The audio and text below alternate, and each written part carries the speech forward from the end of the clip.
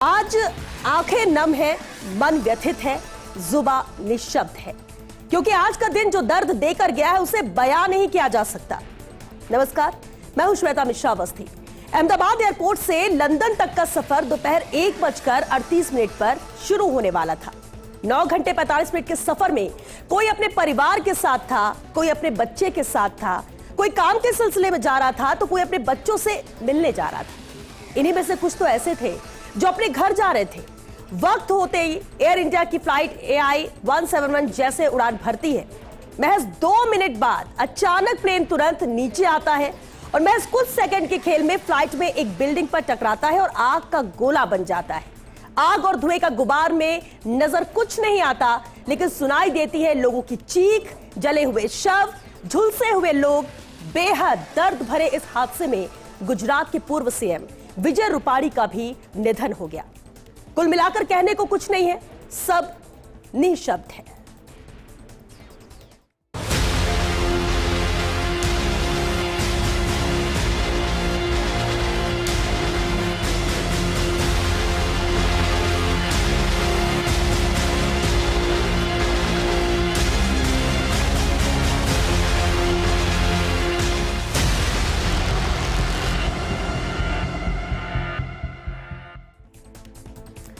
इस पर बातचीत भी करेंगे क्योंकि हर किसी के जहन में एक सवाल है, कैसे यह हादसा हुआ।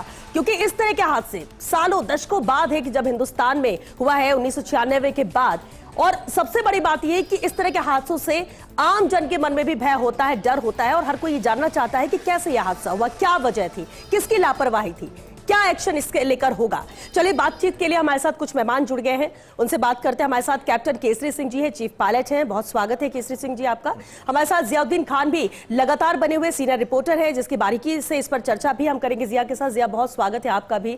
और सबसे पहला सवाल केसरी सिंह जी यही है कि यह हादसा किसकी लापरवाही से हुआ, ये क्या कमी रह गई? क्योंकि हमेशा अब रोजाना, जैसे हम पहले बस और ट्रेन में सफर करते थे, अब हवाई सफर उतना आसान हो चुका है, लेकिन इस तरह के हादसों ने डर पैदा किया है, सवाल कई खड़े किए हैं। सबसे पहले वजह समझना चाहेंगे, आप भी कैप्टन रहे हैं, क्या ऐसी स्थिति आती है या क्या आई होगी, क्या हुआ होगा? देखिए, मैं बताना चाहूँगा कि इस तरह के हादसे जो हैं जिसमें कि जान माल की हानि हुई है काफ़ी, तो अगर हम इस पर्टिकुलर एयरक्राफ्ट के बारे में बात करें तो ये बोइंग कंपनी का 787 ड्रीमलाइनर एयरक्राफ्ट है, वाइड बॉडी, जो कि अत्याधुनिक टेक्नोलॉजी के साथ में सुसज्जित है।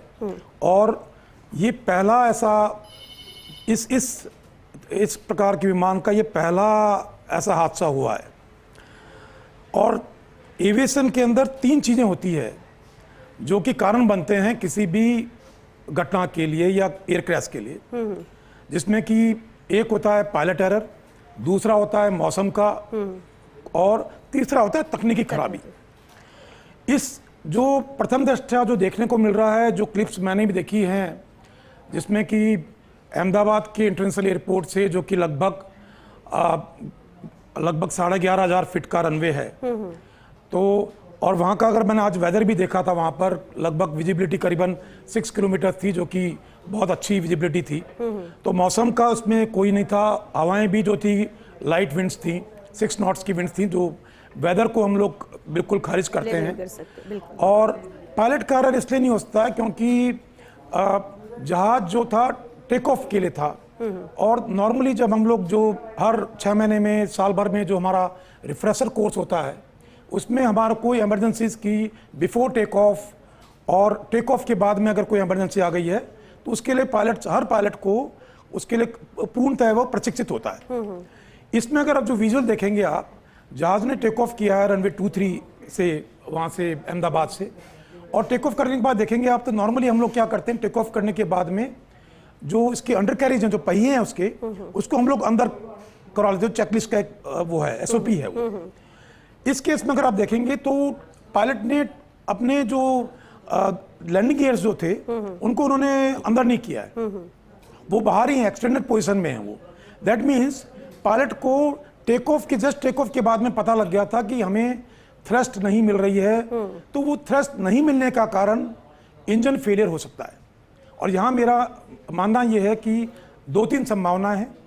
एक तो आपने देखा होगा 2009 के अंदर जो यूएस एयरवेज का जो फ्लाइट थी जो कि हडसन में उन्होंने इमरजेंसी लैंडिंग की थी, कैप्टन सली जिनको कि बाद में वहाँ का यूएस का बड़ा सम्मान भी दिया गया था। तो वहाँ पर भी जो एक बर्ड्स का जो झुंड था वो इंजन के अंदर आ गया था और वो फ्लेम आउट हो गया था।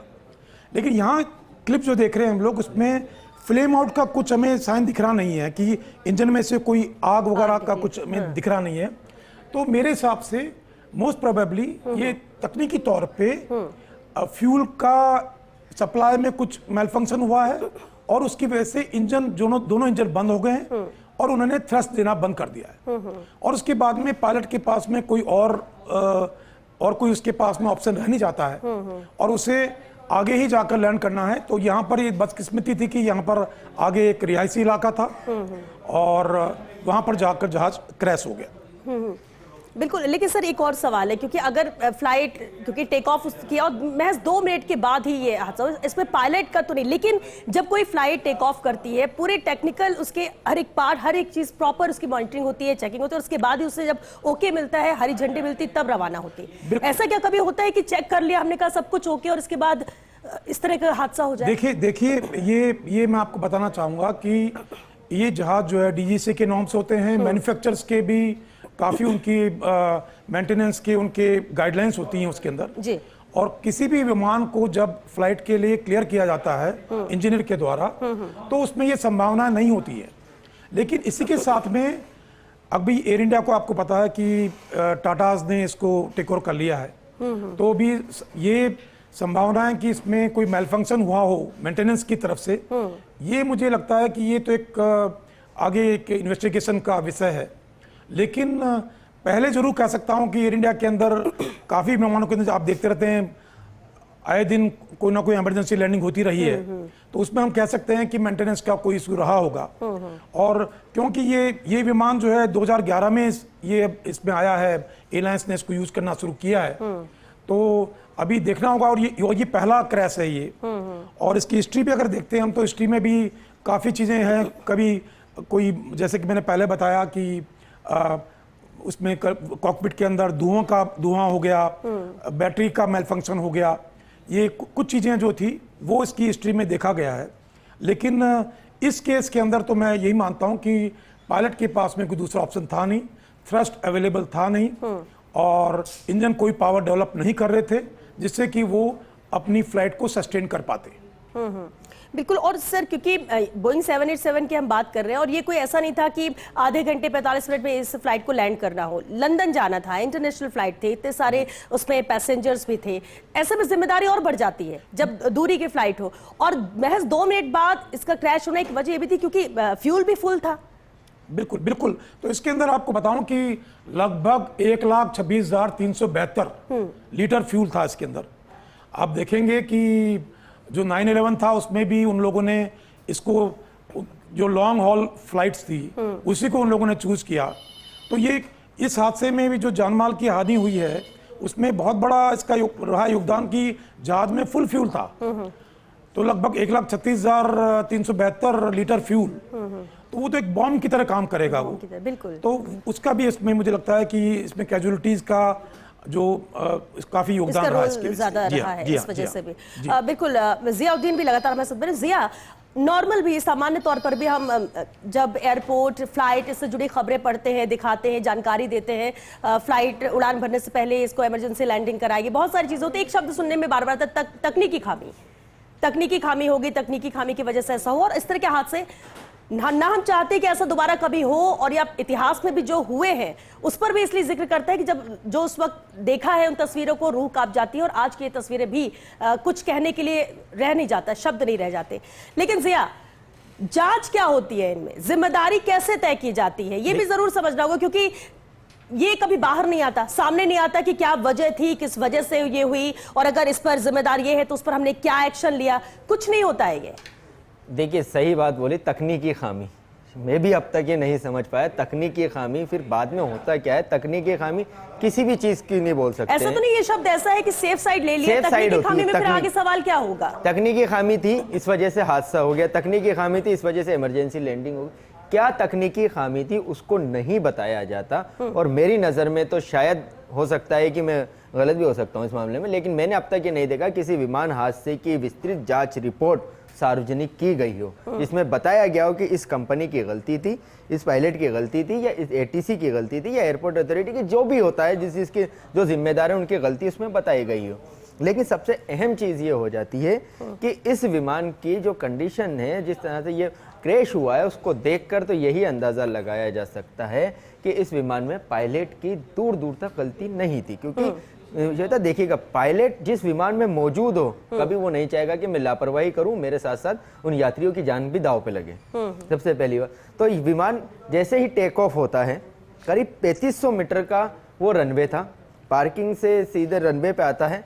रनवे पे आने के बाद रनवे पहुंचता है, दूरी तय करता है और उस पर जाके वो करीब ये मानिएगा कि 340 किलोमीटर पर आवर की स्पीड से उड़ता है। टेक ऑफ होने के बाद 625 फीट की ऊंचाई पे जाता है और उसके बाद वापस से नीचे गिरने लगता है।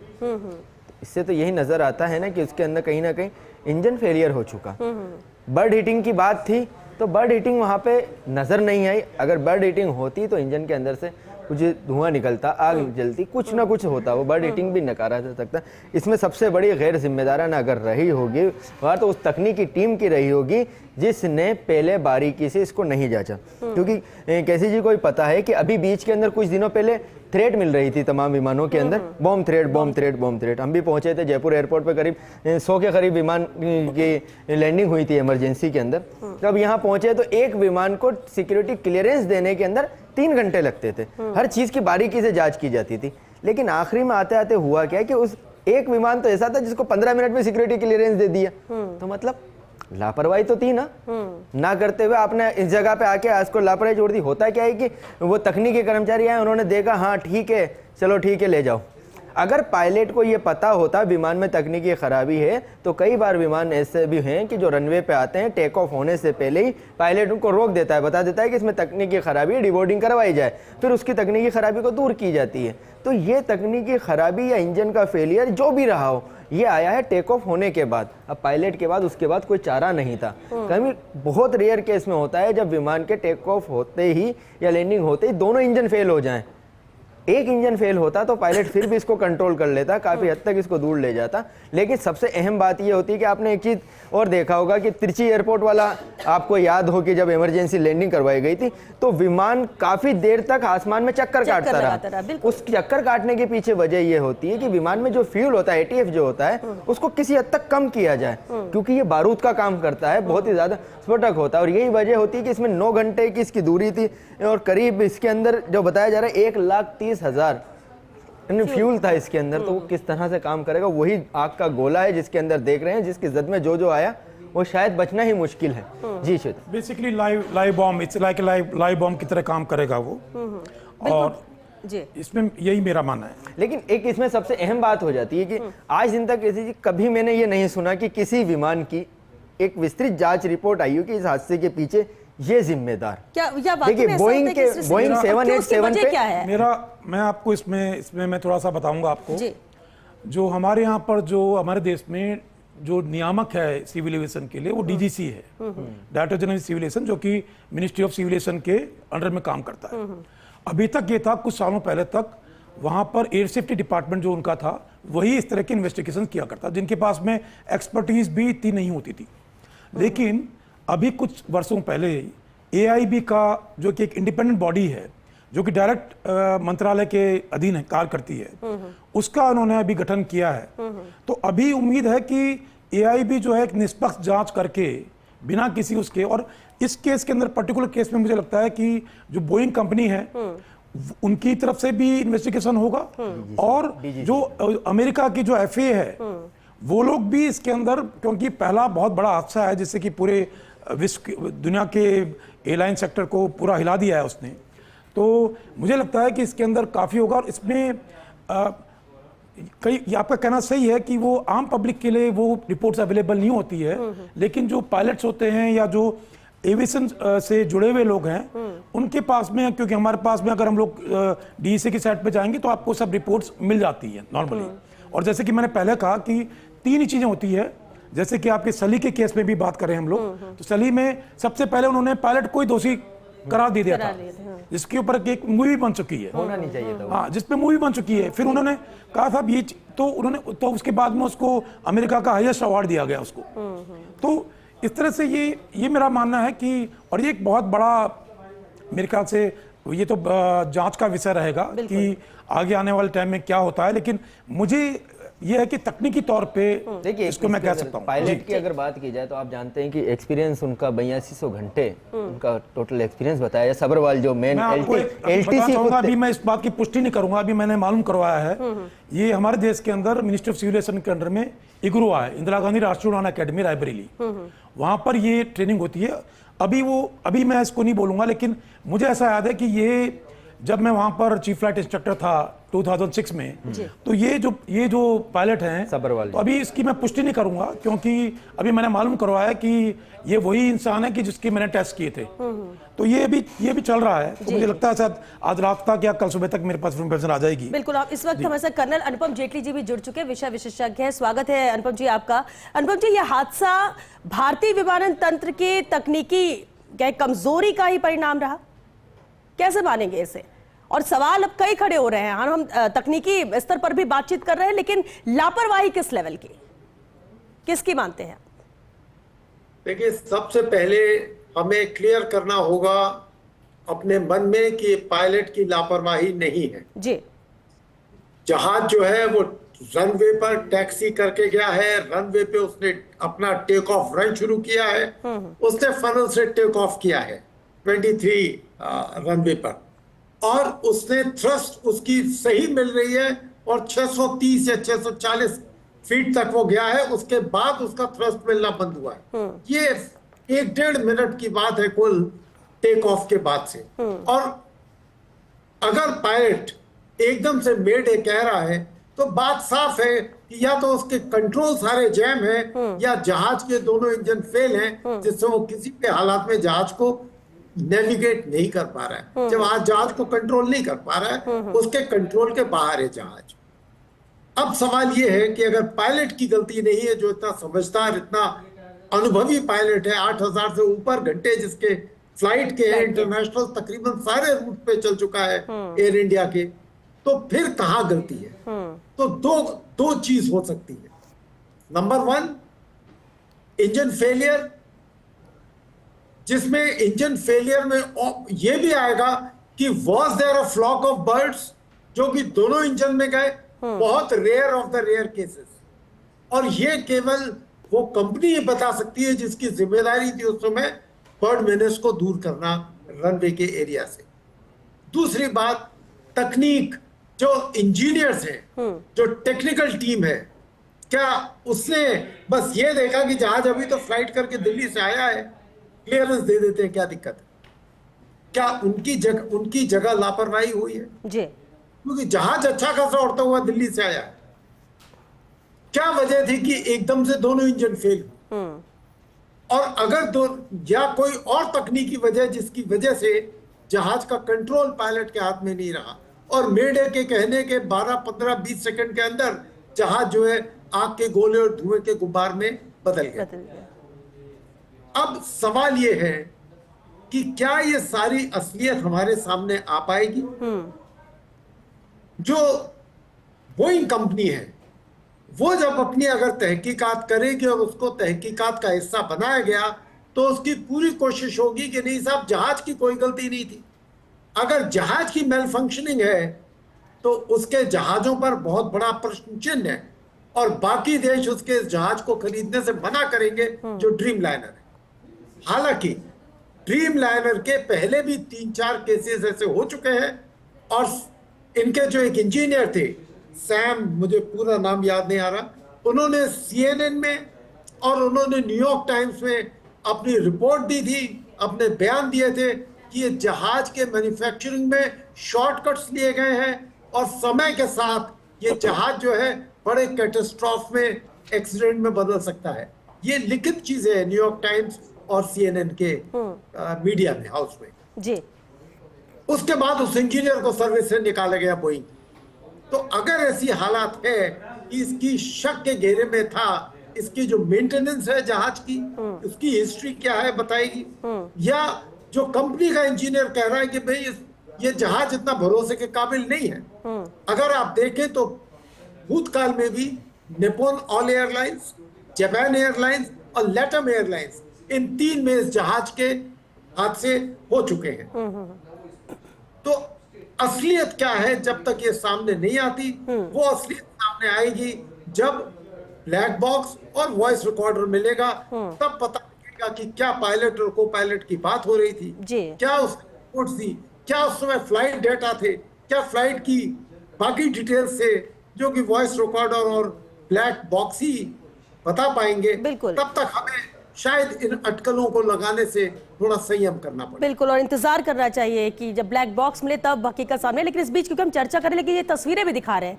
देखिए, फ्लाइट टेक ऑफ करती है, कुछ मिनट में ही यह हादसा होता है, लेकिन इस बीच ये वो तस्वीर है क्योंकि जिस मेडिकल कॉलेज से ये विमान टकराता है, जहां पर ये ब्लास्ट हुआ, वो हॉस्टल का मेस था।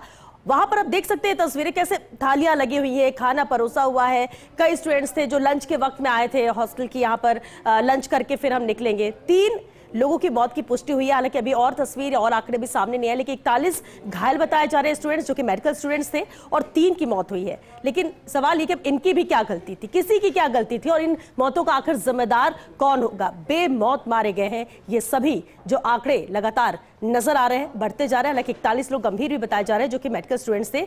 ये बेहद ही भयावह तस्वीरें हैं। फिर हम चाहे उस विमान हादसे की बात कर ले या इसकी बात कर ले, जो तस्वीर हम आपको स्क्रीन पर दिखा रहे हैं मेस की, कि समझिए इस हादसे के चंद सेकंड पहले भी क्या वहां पर बच्चों के मन में रहा होगा, किस तरह से लंच की तैयारी में जुटे होंगे। लेकिन ये तस्वीरें जो सब कुछ बदल चुकी है, जो कई परिवारों की जिंदगी खत्म कर चुकी है और लोगों की जिंदगियां छीन चुकी है। चर्चा लगातार हम कर रहे हैं और एक अहम सवाल जरूर है, और मैं केसरी सिंह जी आपसे चाहूंगी जानना। हम बोइंग 787 की बात कर रहे हैं, लेकिन इस विमान की बात कर रहे हैं, और आमतौर पर बात करें कितनी लाइफ होती है किसी विमान की? क्या वक्त आ गया है कि ऐसी जो विश्वसनीय फ्लाइट्स नहीं रह गए, विमान नहीं रह गए, उन्हें बदल देना चाहिए? जी नहीं, मैं इसमें मैं आपकी इस बात से सहमत नहीं हूँगा, क्योंकि इसके अंदर लगभग 33,000 साइकिल्स जो हैं तक की इसकी लिमिट होती है, और ये लगभग 12 वर्ष पुराना ही जहाज था।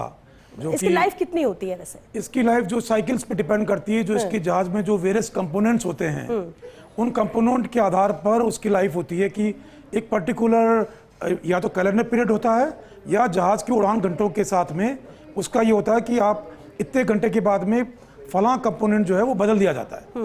लेकिन जहाँ तक एयरफ्रेम का सवाल है, तो लगभग ये माना जाता है कि लगभग 25 से 30 साल तक एयरलाइन के अंदर इनके चलन का वो 25-30 साल, 25 से 30 साल तक आराम से चलते हैं। कोई, लेकिन वो सब डिपेंड करता है, जैसे कि मैंने कहा कि साइकिल्स पे डिपेंड करता है कि कितनी लैंडिंग्स की हैं उसने, कितने घंटों की उड़ान कर ली है उसने। अच्छा, आमतौर पर हम दूसरे वाहनों की बात कर लें, हम छोटे स्तर पर ही बात करते हैं। कहते हैं ना कि जब किसी का रखरखाव बहुत अच्छे से होता है, बहुत अच्छे से मेंटेनेंस होता है, चीजों को आप बहुत संभाल के अच्छे से मॉनिटरिंग करते हो, तो आप लाइफ खुद भी बढ़ा देते हो। जी, क्या ये विमान में भी सटीक बैठती है बात? बिल्कुल, विमान के अंदर ऐसा नहीं होता, गाड़ियों की तरह नहीं होता है। विमान के अंदर बिल्कुल जो नियामक है, हमारे रेगुलेटरी अथॉरिटीज हैं, और जो मैन्युफैक्चरर है या जिस देश में विमान बनता है, निर्माता कंपनी जो है, वहां से बाकायदा उनकी मेंटेनेंस के प्रोग्राम जो है अप्रूव होते हैं कि आपको इतने घंटे पे या इतने कैलेंडर पीरियड के अंदर आपको फलाना मेंटेनेंस करनी है, आपको फलाना जो कंपोनेंट है जहाज का उसको चेंज करना है आपको। ये और इसके ऊपर काफी बहुत ही उसको बारीकी से उसको देखा जाता है, और डीजीसी द्वारा जो है इसके इंस्पेक्शंस भी होते हैं, स्पॉट चेक्स भी होते हैं। तो जहाँ तक इसकी क्वालिटी एश्योरेंस है, उसको तो काफ़ी मेरे ख्याल से बहुत ही इसके रूल्स रेगुलेशन काफ़ी स्ट्रिक्ट हैं, जो कि तो मेंटेनेंस को काफ़ी अच्छे से देखते हैं ये लोग। तो क्या ये सवाल उठ सकता है कि एयर इंडिया हो या अन्य विमानन कंपनियां हो, ये समय समय पर प्रॉपर रखरखाव नहीं कर रही है, तकनीकी जांच नहीं हो रही? क्या ये सवाल उठना चाहिए, या आपको लगता है कि नहीं, इसके अपने मापदंड है और उस पर पूरी तरह से हर कंपनी गंभीरता से इसे लेती है, और अगर लेती होती तो ऐसी स्थिति तो बनती नहीं? जी, आपका कहना सही है बिल्कुल, और लेकिन ये हम इसको फुल प्रूफ नहीं बोल सकते हैं हम लोग।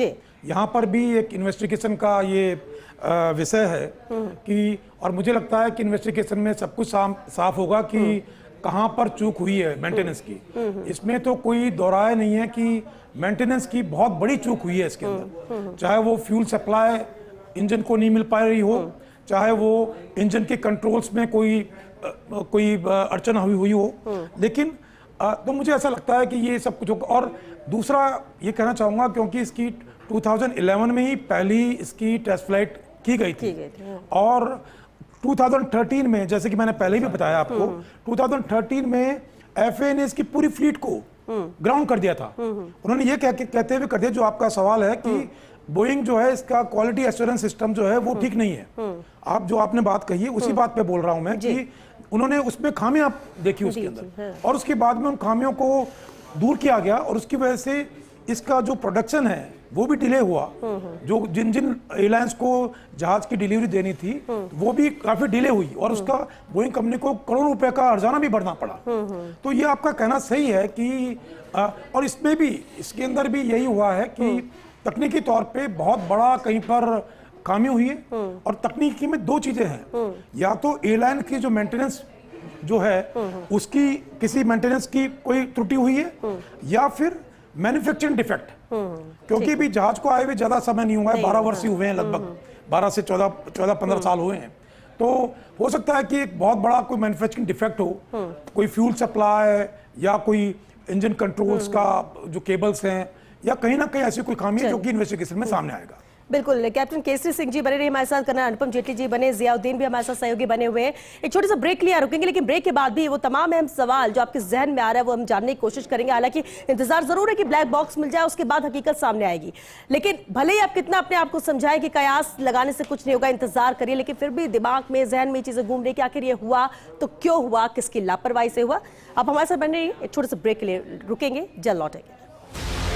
इस हादसे को लेकर कर रहे हैं, जानने की कोशिश कर रहे हैं, उन सवालों के जवाब जो हर किसी के जहन में हैं। और चलिए, मेहमान हमारे साथ लगातार बने हुए, जियाउद्दीन, हम लगातार बात भी कर रहे हैं इससे लेकर क्या हो सकता है, क्या नहीं, क्या क्या स्थितियां बन सकती हैं। लेकिन इतना जरूर तय है कि ये मानना होगा, क्योंकि कई बार होता है कि जब ऐसे विमान के हादसे होते हैं तो हम कहते हैं कि ये पायलट की लापरवाही से हुआ, लेकिन इस मामले में पायलट की कोई गलती यहाँ पर नजर नहीं आती, क्योंकि महज कुछ मिनट में ही, 2 मिनट में ही यह हादसा हो जाता है टेक ऑफ के साथ ही। लेकिन जिया, क्या पहले अगर इतिहास में जाए, जो विमान के हादसे होते हैं, कभी ऐसा हुआ है कि, क्योंकि कहा जाता है कि विमान का अगर हादसा हो तो किसी का भी बचना मुमकिन नहीं है, लेकिन एक व्यक्ति है इस हादसे में जिसकी जान बची है, जिसका इलाज जारी है। नहीं, देखिएगा कि जिस तरह का हालात थे, जैसा वीडियो था और जैसा ये हादसा हुआ, उसको देखने के बाद ही शायद ही कोई सोच सकता था कि इसमें से कोई जिंदा बचेगा। लेकिन चमत्कार हुआ। शुरू से हम यही कह रहे थे कि कोई चमत्कार होगा जो इसके अंदर शामिल है। शुरुआती दौर के अंदर यही कहा जा रहा था कि बच जाएं, कोई चमत्कार करते हैं, लेकिन कहते हैं ना, जिसको ऊपर वाले ने जिंदगी दी है तो आप और हम क्या छीन सकते हैं। तो वही हुआ उनके साथ। जो 2 यात्री जो बताए जा रहे हैं अब तक कि इसके अंदर बचे हैं पूरे हादसे के अंदर, तो कुल मिला के देखा जाए तो वही चमत्कार है। लेकिन अब देखिए, सबसे अहम बात ये है कि एक चीज़ इसके अंदर ये आ रही है कि जब विमान टेक ऑफ होता है, कब होने के बाद जाता है, तो उसकी जो नोज है नीचे और टेल झुकी हुई नजर आ रही है।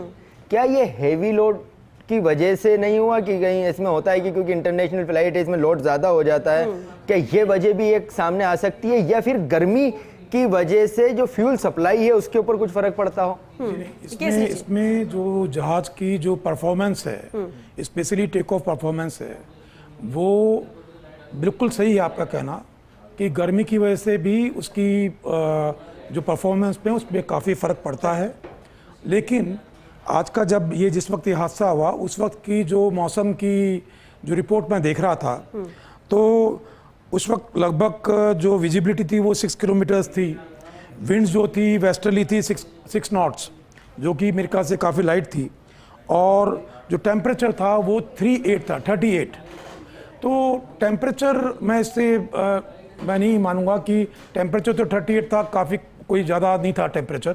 हाँ, अगर ऐसा होता कि 45 प्लस होता तो हम इसके बारे में सोच सकते थे। हाँ, तो एक तो बात ये है। दूसरी बात है कि जहाँ तक जो भी ज़्यादातर लोगों का ये भी मानना था कि जहाज़ जो है ओवरलोडेड था। अगर जहाज़ ओवरलोडेड हो गया है, आपके कंप्यूटर्स के अंदर आपने उसमें फ्यूल कैलकुलेशंस और जो आपने पेलोड जिसको बोलते हैं हम लोग, जो पैसेंजर्स जो कैरिंग कैपेसिटी है, वो अगर आपने ठीक से कैलकुलेट नहीं की है, या वो आपकी फ्लाइट कंप्यूटर ने ठीक से नहीं किया कैलकुलेट, तो भी ऐसा हो सकता है। और इसके अंदर जो हम बात कर रहे हैं कि टेम्परेचर जो कि लगभग 40 जो 38-40 जो बता रहे हैं आप, जी तो टेम्परेचर का तो मुझे लगता नहीं कि इसमें इशू होगा। दूसरा, रनवे भी लगभग 11,500 फीट का था रनवे, तो रनवे का भी ऐसा कुछ नहीं है। लेकिन जो मुझे जो इसके अंदर अभी जो और भी मैं इसके ऊपर देख रहा था, जी तो उसमें मुझे लगता है कि इन जहाज़ों का, क्योंकि काफ़ी एडवांस जहाज होते हैं, इसमें एक फेडेक्स सिस्टम होता है। फेडेक्स सिस्टम में जिसमें कि जितने भी इंजन के कंट्रोल्स होते हैं, इंजन के पैरामीटर्स होते हैं, वो एक कंप्यूटर जो होता है वो मेंटेन करता है। तो इसके अंदर जो हमने वीडियो देखा है, उस वीडियो के अंदर दोनों इंजन रनिंग कंडीशन में दिख रहे हैं हमें, और उसकी आवाज़ भी सुनाई दे रही है। तो उसमें हो सकता है कि इस फेडेक्स जो कंप्यूटर सिस्टम है, इसका कोई मेल फंक्शन हो, और वो जो रिक्वायर्ड थ्रस्ट है टेक ऑफ के लिए, वो डेवलप नहीं कर पा रहा हो, वो इतनी दे रहा हो कि वो चल रहा है जहाज, लेकिन जो थ्रस्ट उनको मिलनी चाहिए टेक ऑफ के लिए या क्लाइंब करने के लिए, वो उसको नहीं मिल पा रही है। और क्योंकि ये तस्वीरों में नजर आता है कि वो टेक ऑफ करता है, इसको ऊपर जाना चाहिए, इसका एक टाइम तक वो अपने आप नीचे जा रहा है, ऐसा लग रहा है कि कंट्रोल से बाहर है और वो सीधे नीचे चला जाता है। तो उसके अंदर जो उसने जब पायलट ने अपनी पावर को खोला होगा, जिसको हम लोग पावर खोलना बोलते हैं देसी उसमें, तो जब उसने खोला होगा, जो टेक ऑफ पावर सेट की उसने, टेक ऑफ पावर सेट की, तो जहाज ने रोल किया, टेक ऑफ किया, और उसके बाद में जो हम लोग होते हैं कि उसके बाद में जब एयरबोर्न हो गया जहाज, तो फिर पायलट को होता है कि फिर उसको कंटिन्यू करना है। अगर एयरबोर्न के बाद में अगर जहाज में कोई भी मैलफंक्शन होता है, आग लगती है, कुछ भी होता है, तो फिर पायलट के पास में कोई दूसरा ऑप्शन नहीं है, वो उसको लेके चलेगा। हाँ, अगर यही चीज अगर अच्छी हाइट पे होता, 2000-3000 फीट पे होता, तो वो लोग मेडे करके वो लोग आके लैंड कर जाते। तो यहाँ पर मुझे ऐसा लगता है कि ये जो फ्लाइट कंप्यूटर का भी मैलफंक्शन हो सकता है इसमें, इससे मैं इनकार नहीं करूंगा। और वो तो आने के बाद में जो मैंने बताया था आपको, ब्लैक बॉक्स जिसमें कि CVR होता है, कॉकपिट में जो भी पायलट को पायलट के मध्य में जो बात हो रही होगी, वो उसके अंदर है। प्लस एक DFR होता है, जो कि डाटा, जितने भी डाटा होते हैं उसके करीबन 4-5 हजार डाटाज होते हैं, जिनको कि वो रिकॉर्ड करता है। जो टेक ऑफ की अगर बात करूं मैं, तो टोटल 25-30 हजार होते हैं, लेकिन टेक ऑफ की बात करें तो वो उस डाटा में सब कुछ आ जाएगा कि फ्यूल सप्लाई क्या थी, टेक ऑफ इंजन क्या पावर, थ्रस्ट पावर क्या थी उसकी, वो इन्वेस्टिगेशन के अंदर सामने आ जाएगा। बिल्कुल। कर्नल अनुपम जेटली जी, ये जो बोइंग विमान है, क्या ये उड़ते ताबूत इन्हें कहा जाए? और ये सवाल इसलिए क्योंकि 2014 हो, 2018 हो, 2020, 21, 22, हम भारत की नहीं बात कर रहे, लेकिन इथियोपिया हो, इंडोनेशिया हो, यूक्रेन है, ईरान है, कई ऐसे देश हैं जहां पर इस विमान के हादसे हुए हैं। और इसके बाद ही ये सवाल उठ रहा है, क्या ये उड़ते ताबूत है? क्या वाकई में कुछ तो दिक्कत है, कोई तो खामी है? हादसा एक बार हो सकता है, लेकिन अगर बार बार हर जगह इस तरह के हादसे होते हैं तो ये हमें सोचने पर मजबूर कर रहे हैं। श्वेता, ऐसा नहीं है। जहाज जो है ड्रीम लाइनर है, दुनिया के बहुत सारे देश इसको ऑपरेट कर रहे हैं, और हमारे पास भी ये अकेला नहीं, और भी ऐसे 787-8 जो जहाज है वो उड़ रहे हैं, और बड़ी बखूबी उड़ रहे हैं। ये जहाज भी 11 साल से उड़ रहा है। हो सकता है मेंटेनेंस हिस्ट्री इसकी कुछ कमजोर रही और बार बार मेंटेनेंस की जरूरत पड़ी हो, ये इन्वेस्टिगेशन में पता लगेगा। मगर अगर आप देखें तो कोई भी, चाहे बोइंग है या एयरबस है, जो लीडिंग 2 कंपनियां हैं जो कि दोनों US की है और बना रही है आप जहाज, तकरीबन सारी दुनिया भर की कंपनियां जितनी हैं एयरलाइनर्स, वो इन्हीं से जहाज ले रहे हैं। ये कोई अपना इंजन नहीं बनाती। ये सारी कंपनियां, दोनों कंपनियां, बोइंग और एयरबस, इंजन लेते हैं GE से, रोल्स रॉयस से या प्रैट कंपनी से। तो अगर इंजन फेलियर है तो खाली ये बोइंग नहीं, जिस भी कंपनी का इंजन उन्होंने इसमें लगाया है, वो भी चाहेगी तहकीकात हो और ठीक से हो, ताकि पता लगे। अब अगर श्वेता देखें तो कई बार बहुत सारे लोगों ने आपके चैनल पर बताया, कुल 6 तरीके हैं जिससे कि एयर क्रैश या दुर्घटना, वायु दुर्घटना हो सकती है जहाज के साथ। जी। पायलट एयर हमने तकरीबन नकार दिया पायलट का एक्सपीरियंस देखते हुए। एयर ट्रैफिक कंट्रोलर का 1996 में जरूर गलती से हुआ था, जब सऊदी एयर का, जहां तक मुझे याद है, बोइंग 747 और IL-76 कजाकिस्तान का मिड एयर कोलिजन हुआ था दादरी को, और बहुत इससे ज्यादा लोगों की डेथ हुई थी। वो वर्स्ट गिना जाता है हिंदुस्तान में, 350 प्लस अप्रॉक्स। जी। हाँ, तो यहाँ पर एटीसी का, एयर ट्रैफिक कंट्रोल का भी नहीं कोई रोल दिख रहा गलत, इंक्रीमेंट वेदर भी नहीं है। तो अब रह गया बाकी 3 चीज, जो मैन्युफैक्चरिंग डिफेक्ट है डिजाइन का, या उसके बाद फिर मेंटेनेंस की फेलियर, और तीसरा सेबोटाज। तो ये तीनों एंगल ही देखे जाएंगे जी। देखे तो बाकी भी 3 जाएंगे जिनको हम अपनी तरफ से सोच रहे हैं कि उनका रोल नहीं है, ये पूरे के 6 देखे जाएंगे। मगर जो बाद में 3 हमने गिनाए, sabotage, maintenance failure and design failure, इन 3 पर मेरे हिसाब से खास तवज्जो दी जाएगी और ये क्लियर हो जाएगा आने वाले 2 ही दिन में, जहां ब्लैक बॉक्स की दिन रात सर्च चल रही होगी। लोगों को पता है कि इस तरह एक्सपर्ट्स को कि इतनी स्पीड पर एयरक्राफ्ट है तो कितनी दूर कहाँ कितने छटक के कितनी दूर ब्लैक बॉक्स जा सकता है, उसकी सर्च होगी। उसके मिलने के बाद ये गुत्थी जो है ये सुलझेगी और हमें पता लगेगा कि एग्जैक्टली क्या, किस वजह से और क्यों ये हादसा हुआ। जी बिल्कुल। जिया, क्या ऐसा रहता है कि अब इस हादसे के बाद सरकार को भी सख्त नियम और जवाबदेही तय करनी होगी, एक एग्जाम्पल सेट करना होगा? ये बाकी हादसों की तरह हम इसे नहीं कह सकते कि नहीं हम जांच करेंगे तकनीकी खामी क्या वजह है, सिर्फ बातों से काम नहीं चलने वाला। देखिए, जब से शायद मैं इस बीट को कवर कर रहा हूँ तब से लगातार यही देखते हैं कि डीजीसीए की तरफ से निर्देश दिए गए, नागरिक उड्डयन मंत्रालय की तरफ से ये निर्देश दिए गए, सरकार की तरफ से ये दिए गए, लेकिन ये सच है कि इंडिया की एविएशन सेक्टर के अंदर एयरलाइंस कंपनियों का दबदबा रहता है, एयरलाइंस कंपनियों का मनमानी रहती है। ना तो वो सरकार की तरफ से दी गई गाइडलाइन की पालना करते हैं, ना ही डीजीसीए के जो निर्देश होते हैं उसकी पालना करते हैं। विमानों की खस्ता हालत को लेकर आपने खुद ने देखा होगा भी, कुछ दिनों पहले ही एक मंत्री, केंद्रीय मंत्री, उनकी तरफ से ट्वीट करके नाराजगी जताई गई थी कि किस तरह की सीट उनको दे दी गई, कैसे उनके खस्ता हालात हैं। तो जब मंत्री ही कह रहे हैं तो आम जनता तो रोजाना कहती है। आप तमाम जितनी भी एयरलाइंस हैं, चाहे वो इंडिको हो, एयर इंडिया एक्सप्रेस हो, ये जो भी हो, XYZ जितनी भी हो, सबकी सोशल मीडिया साइट के ऊपर देख लीजिए, वो अपना एक्सपीरियंस उसके ऊपर जो पैसेंजर होते हैं वो लगातार लिखते रहते हैं। और ये केसी जी भी इससे बखूबी वाकिफ होंगे कि अगर इंडिया के एविएशन सेक्टर के अंदर एयरलाइंस कंपनियों के विमानों की अगर बात की जाए, अन्य देशों की तुलना में हमारी रैंकिंग कहाँ पर है ये सबको पता है। विमानों के हालात, एयर इंडिया ने भले ही जब इसका टाटा ने इसको टेक ओवर करा उसके बाद करीब 400 के करीब नए विमानों का ऑर्डर दे रखा है, लेकिन अब तक उनकी सप्लाई नहीं हो पाई। क्योंकि इसमें सबसे अहम बात यह है कि मुझे जहां तक लग रहा है कि आज दिन तक कभी भी, शायद एक रेयर केस होता है जिसके अंदर उस कंपनी को जिसने इसकी विमान की मैन्युफैक्चरिंग करी होगी उसको दोषी ठहराया गया हो, कभी नहीं ठहराया जाता।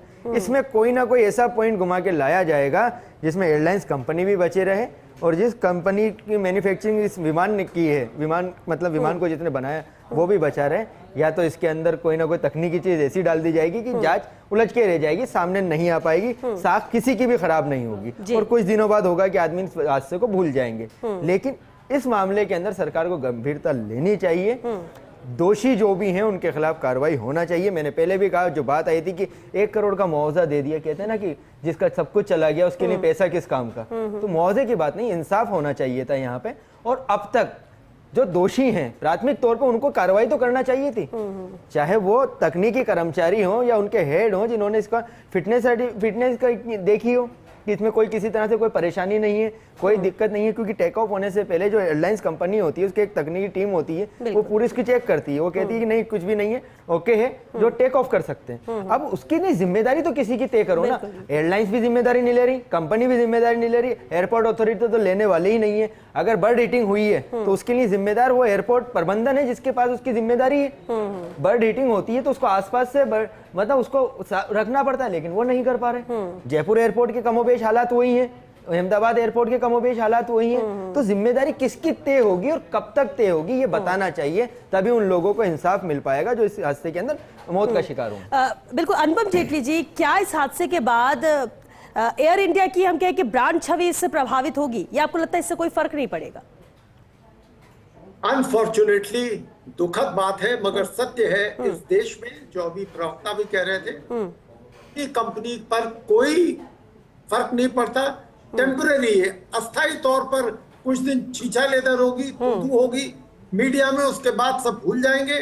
आप बताइए पिछले 6 महीने में कितनी बार ऐसे हादसे हुए, कुंभ में हुआ, किसकी जिम्मेदारी थी, सब दबा दिया गया। दिल्ली स्टेशन पे भगदड़ हुई, किसकी जिम्मेदारी थी, कुछ पता नहीं लगा। अभी बेंगलोर में हुआ, आईपीएल के बाद बिल्कुल। इसकी जिम्मेदारी थी। 3 कर्मियों को जरूर सस्पेंड किया। कोई बड़ी मछली जो ऑर्गेनाइज कर रही है, जिसने किया, उसके खिलाफ कोई एक्शन नहीं। ऐसा ही यहाँ भी उम्मीद यानी आप है। ये कह रहे हैं कि छोटी मछली, कमजोर व्यक्ति को टारगेट करके इतिश्री कर दी जाती है, एक्शन लेने की हमने कार्रवाई कर दी है, और जो मुख्य आरोपी या जिम्मेदार होते हैं वो बच निकलते हैं। दुर्भाग्यवश ऐसा ही ज्यादातर होता है। जी जेठली जी, यहाँ पे तो छोटी मछलियों को भी कुछ नहीं किया गया। अब तक तो कुछ ना कुछ एक्शन हो जाना चाहिए था। उम्मीद तो यही की जा रही थी कि मुआवजे का ऐलान, मुआवजा तो दे के क्या होगा, आज नहीं कल देना पड़ेगा, क्योंकि जो यात्री उसमें बैठते हैं उनको इंश्योरेंस भी होता है, तो ले लेंगे। लेकिन पैसे की जरूरत नहीं है, इंसाफ की जरूरत है। इसके लिए जिम्मेदार कौन है? आप मुझे जहां तक कह सकता हूँ, गारंटी के साथ कह रहा हूँ, जैसा हो सकता ना हो, क्या रहेगा वो आगे की बात है जांच के अंदर। इसमें कहीं ना कहीं पायलट की हामी डूबी जाएगी, क्योंकि वो दुनिया में नहीं रहे। जो नहीं हो मौजूद तो उसके ठीक है, डाल दो उसके कंधे के ऊपर। तब विमान के अंदर ये तकनीकी खराबी आ गई थी, किस वजह से? क्योंकि कार्रवाई तो करनी है, जवाब तो देना पड़ेगा। देखिए एक पॉइंट क्या आएगा कि इस विमान के अंदर ये वजह रही, इस वजह से हादसा हुआ, इसके समय पे मेंटेनेंस नहीं की गई, ठीक है, बच गए। बच कौन गए? तकनीकी कर्मचारी, छोटे कर्मचारी। ना तो एयरलाइंस कंपनी का कुछ होगा, ना ही इस बोइंग बनाने होगा वाली इस मामले में करते, यानी कैप्टन केसरी सिंह जी, क्या आपको लगता है कि विमानन कंपनी को तैयार रहना चाहिए कार्रवाई के लिए? मुझे उस पर कार्रवाई होगी, एक्शन होगा, कम से कम जवाब तो देना पड़ेगा, वरना आम जन भी चुप नहीं बैठे। बिल्कुल, मुझे लगता है कि जो बोइंग कंपनी जो है अमेरिका की कंपनी है, वहाँ पर काफ़ी स्ट्रिक्ट नॉर्म्स हैं।